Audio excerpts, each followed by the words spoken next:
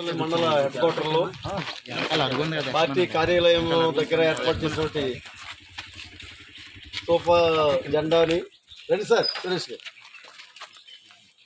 ఆవిష్కరిస్తున్న సందర్భంలో మరి మండల ప్రెసిడెంట్ గారు గణేష్ గారు, మన దేవరపల్లి గ్రామ ప్రెసిడెంట్ గారు సత్యబాబు గారు, కాళ్ళ వెంకటరత్నం గారు, బందపురం ప్రెసిడెంట్ గారు బాబీ గారు, రవి గారు, నాయుడు దుర్గాప్రసాద్ గారు, మరి కాశీ విశ్వనాథం గారు అందరికీ, అలాగే మండల ఉపాధ్యక్షుడు శివనాగప్రసాద్ గారికి, అందరికీ నాయకులందరికీ కూడా పాండు గారికి,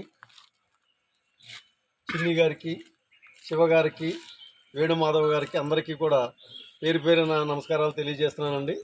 మరి ఈరోజు ఎంతో ఘనంగా జరుపుకోవాలి. ప్రతి ఏటా గత 10 సంవత్సరాల నుంచి కూడా ఆ విధంగానే జరుగుతుంది పార్టీ ఆవిర్భావ సభ. కానీ మరి ఎలక్షన్స్ దృష్టిలో ఇక ఎమ్మెల్యే క్యాండిడేట్స్ ఇంకా కూడా ఒక కులిక్కిరానటువంటి సందర్భంలో పార్టీ యాజమాన్యంతో కూడా ఎంతో బిజీగా ఉండడం వల్ల ఏ గ్రామానికి ఆ గ్రామం, ఏ మండలానికి ఆ మండలం చేసుకోమని ఉత్తర్వుల్లో వచ్చిన దృష్ట్యా ఈరోజు మనం ఇక్కడ అందరం కూడా కూడి ఉన్నాము.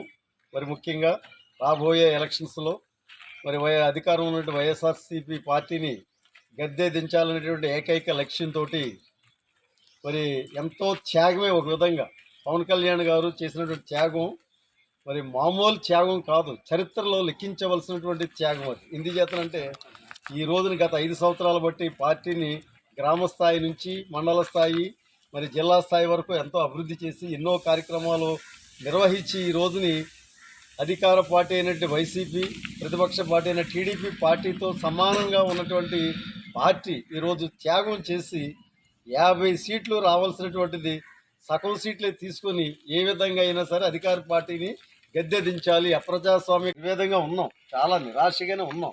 అయినప్పటికీ పార్టీ విశిష్ట దృష్ట్యా, భవిష్యత్తు దృష్ట్యా మరి ఆ ఆలోచనలు కార్యరూపంలో పెట్టడానికి కొన్ని రోజులు పడుతుంది.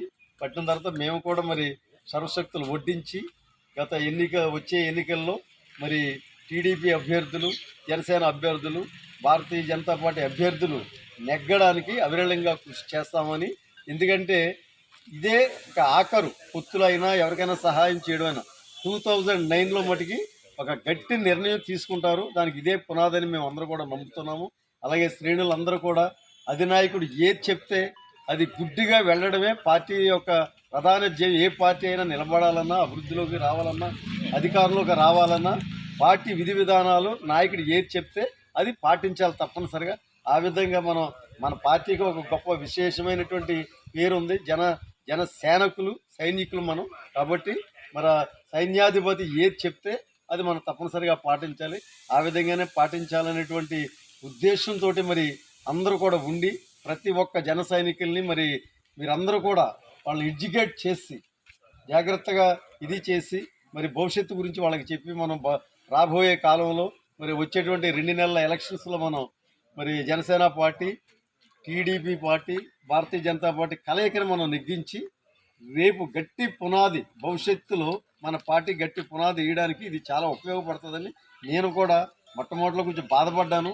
అయినా సరే ఇప్పుడు ఉన్నటువంటి పరిస్థితుల్ని, ఈ రాష్ట్రంలో ఉన్నటువంటి వ్యవహారాలను చూసి నేను కూడా దాన్ని విశ్వసిస్తున్నాను. ఈవేళ చూశారు కోర్టు జడ్జిమెంట్ వచ్చింది మీకు అందరికీ. రాష్ట్ర చరిత్రలోనే ఎప్పుడు కూడా గ్రూప్ 1 పరీక్షల్ని రద్దు చేసినటువంటి దాఖలాలు లేవు.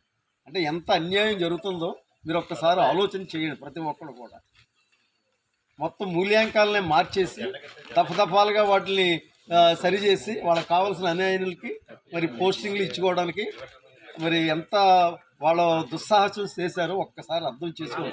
అలాగే ఈ విషయంలోనే కాదు, మరి వాటర్ లిస్ట్స్ విషయంలో కానీ మరి ఏమిటి మన ఉన్నాయి కదా సచివాలయాలు, గ్రామ వార్డు వీళ్ళ ఉద్యోగస్తులు చాలా స్పష్టంగా చెప్పింది ఎలక్షన్ కమిషన్. ఎట్టి పరిస్థితుల్లో ఎలక్షన్స్ విషయంలో కానీ ప్రభుత్వం తరఫున మీరు ఎవరు కూడా తిరగడానికి వీల్లేదు అని అన్నప్పటికీ కూడా ఈ రోజుని వాళ్ళందరూ కూడా మరి కండువాలు కప్పుకొని ప్రతి గ్రామానికి వార్డు తిరిగి ప్రచారం చేస్తారు. అన్నీ కూడా అప్రజాస్వామిక పనులు అన్నమాట. ఇటువంటి అప్రజాస్వామిక పనులు అడ్డుకట్టాలంటే, ప్రజాస్వామ్య పరిడమిల్లాలంటే మరి అధికారంలో ఉన్నటువంటి పార్టీని గద్దె దించడానికి సాయశక్తులు అందరూ కృషి చేయాలి. చేస్తేనే ఆ తర్వాత ఏ విధంగా ముందుకు వెళ్ళాలి, ఏ విధంగా పార్టీని అభివృద్ధి చేయాలి అనేటువంటి దాంట్లో మేము నిష్ణాతులు అయ్యి ముందుకు వెళ్తామని మీ అందరి సమక్షంలో తెలియజేస్తున్నాము. ఒకటే గుర్తుంచుకోండి, పార్టీ అధినాయకుడు ఏది చెప్తే దాన్ని శిరసా వహిస్తాం. దానికని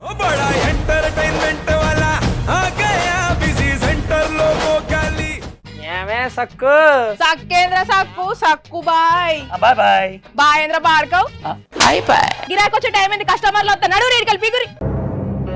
కస్టమర్లు వస్తున్నారు కదా, మాత్రం పొగరు ఉంటది మరి. తగ్గించేద్దాం పొగర్ని. డబ్బులు కట్టేస్తామేంటి కొంప తీసి? లేదు, కస్టమర్లు ఆపేద్దాం. పదా మరి మన బిజినెస్ స్టార్ట్ చేద్దాం.